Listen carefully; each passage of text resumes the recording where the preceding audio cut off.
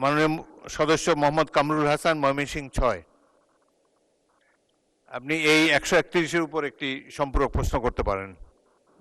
ধন্যবাদ মাননীয় স্পিকার।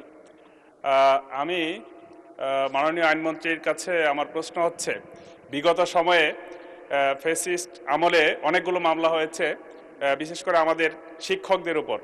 যে এমপিওভুক্ত শিক্ষক, সারা বাংলাদেশে অনেক শিক্ষক আছেন যারা মামলা নিয়ে দীর্ঘদিন কোর্টে দৌড়িয়েছে এবং পরবর্তীতে তাদের বেতন ভাতা সব বন্ধ অবস্থায় ছিল।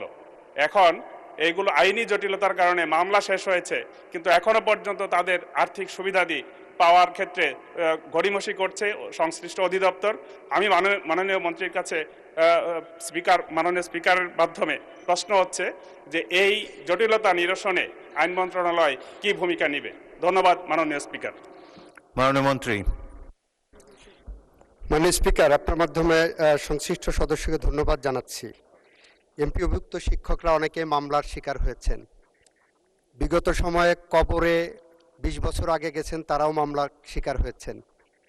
বিগত বছরে ২ হাত পঙ্গু, তার বিরুদ্ধে বোমা ছোড়ার মামলা হয়েছে।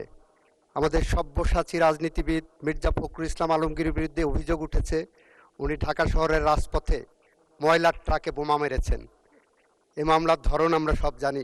মাননীয় সদস্য, আমরা যেগুলো মামলা প্রত্যাহার হয়েছে, প্রত্যাহার হওয়ার পরে সেই প্রত্যাহারের সার্টিফিকেট বা সনদ বা সার্টিফাইড কপি তুলে সংশ্লিষ্ট মন্ত্রণালয় বা অধিদপ্তরে দরখাস্ত করার জন্য অনুরোধ করব এবং সংশ্লিষ্ট অধিদপ্তর যাতে যে সমস্ত মামলা প্রত্যাহার হয়েছে তাদের সংশ্লিষ্ট জটিলতা অতি দ্রুত নিষ্পন্ন করেন, সে কারণে তাদের কাছে অনুরোধ জানাবো। এর বাইরে আইন মন্ত্রণালয়ের কিছু করার থাকে না।